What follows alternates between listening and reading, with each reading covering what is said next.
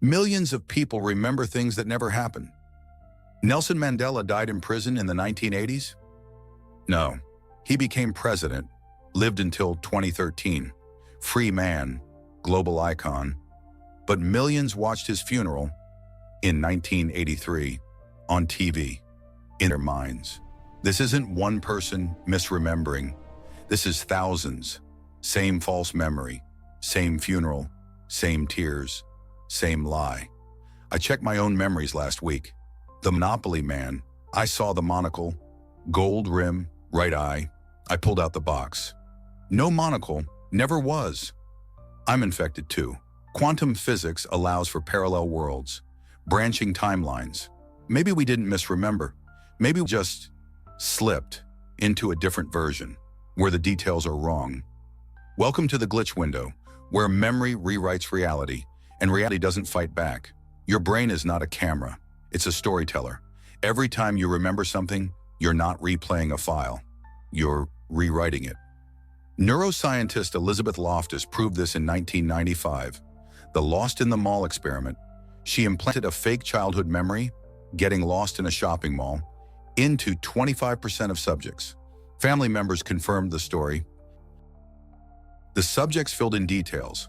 The color of the store, the stranger who helped them. None of it happened, but their brains couldn't tell.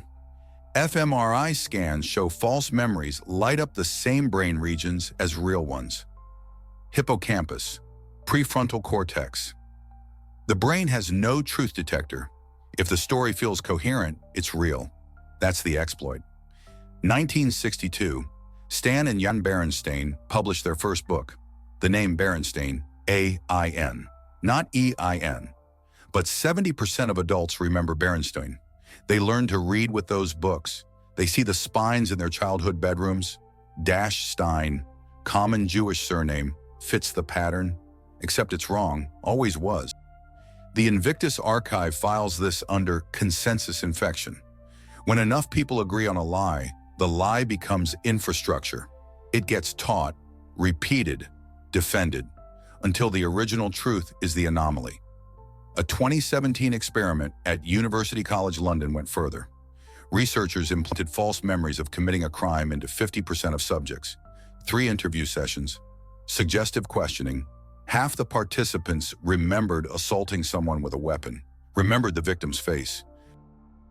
The sound of the impact, the guilt, none of it real, but their brains built the scaffolding, filled the gaps, made it feel lived. That was the mechanism. Now let's talk about you. Stop reading. Picture the Fruit of the Loom logo, the underwear brand. You see it? Pile of fruit, apple, grapes, maybe a cornucopia behind them. That wicker horn of plenty, Thanksgiving vibes. Now go look it up. No cornucopia, never was. The company has confirmed this. Trademark records going back to 1871. No horn, but 65% of people see it. You probably just did. Your brain didn't misremember. It autocorrected, made the logo richer, more complete, because a pile of fruit feels incomplete without context. The cornucopia gives it meaning, so your brain adds it, without asking permission. 2019 study, University of Warwick.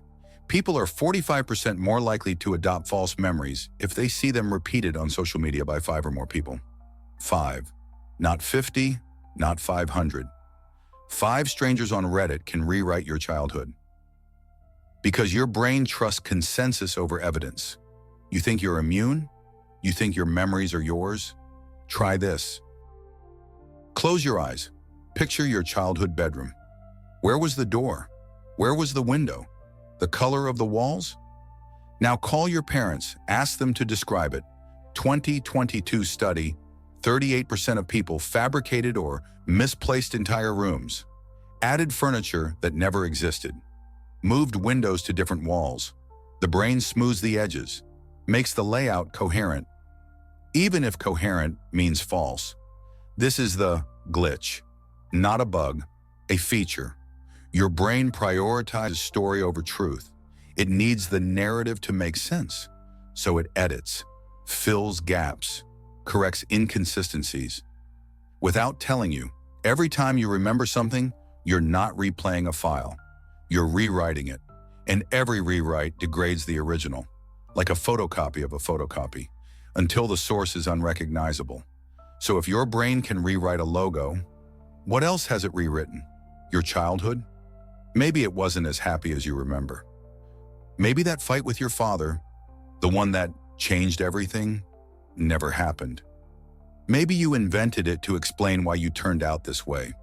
Your first love, the way she smiled, the song that was playing, check the date, check the song's release year. Doesn't match. Your brain stitched together a moment from pieces that don't fit, made it cinematic, made it mean something, even if it's fiction. This is the final stage of the glitch. When the lie becomes so widespread, it overwrites the original, and no one remembers what was real. 1957, physicist Hugh Everett proposed the many worlds interpretation. Every quantum event splits reality into branches. You exist in all timelines simultaneously. In one, Mandela died in prison. In another, he became president. Sounds comforting, right? You're not crazy, just dimensionally confused, except the data doesn't support it. The false memories follow patterns, linguistic patterns, visual patterns. Berenstain sounds more Jewish than Berenstain. The Monopoly man looks richer with a monocle. The cornucopia makes the logo feel more authentic. Your brain isn't accessing parallel worlds. It's auto-correcting reality, making it fit your expectations, making it feel right. And now we have the internet, a global echo chamber where 5 strangers become 5,000. 2015 Mandela effect searches spiked 300%. Why? Because people found each other, validated each other. I remember it too. Suddenly the false memory hardens, becomes consensus, becomes truth. 2019 study, 45% adoption rate after 5 social confirmations. 5, not 50, not 500. 5 voices can rewrite your past because your brain trusts the crowd over the evidence. You want to escape this? You have to distrust everyone, including yourself. Every memory is suspect. Every certainty is provisional. You have to live in permanent doubt. Cross-reference everything. Check the receipts. Ask for proof. Even then, especially then, you might be wrong. That's the price of clarity. Eternal vigilance against your own mind. And here's the worst part. Even if you do everything right, you'll still forget this conversation. Next week, you'll see the Monopoly man. You'll swear he had a monocle because the corrected version feels wrong. The glitch feels right. Are you certain of your past, or did you just agree with the majority's version? The data is in. Your memories are not yours. They're collaborative fiction, edited by consensus, approved by repetition, hardened by time. You think you remember your childhood bedroom, the layout, the posters, the crack in the ceiling, but you've told that story 100 times. Each retelling smoothed the edges, added details that felt right, removed details that didn't fit the narrative. By now, you're not remembering the room. You're remembering the last time you remembered it. A photocopy of a photocopy. Degraded, distorted, but confident. And here's the trap. You can't fix this by trying harder. You can't remember better. Because the act of remembering is the act of rewriting. Every time you access a memory, you corrupt it. Neuroscience confirmed this in 2015. The more you recall something, the less accurate it becomes. The glitch isn't external, it's you. Your brain prioritizing story over truth. Coherence over evidence. Comfort over reality. So what do? You could fight it, cross-reference everything, demand proof, trust nothing, live in permanent epistemological paranoia. Or you could accept it. Accept that certainty is a luxury you never had, that your past is a draft, not a document, that reality is whatever the majority agrees to call it. Nelson Mandela died in prison until he didn't. The Monopoly man had a monocle. Until he never did, you were sure, until you checked. And next week, you'll be sure again, because the glitch doesn't care about facts. It cares about what feels true. And what feels true is whatever you've heard enough times. Welcome to the age of collaborative reality. where memory is democracy, and democracy has no fact checker. Are you certain of your past, or did you just agree with the majority's version?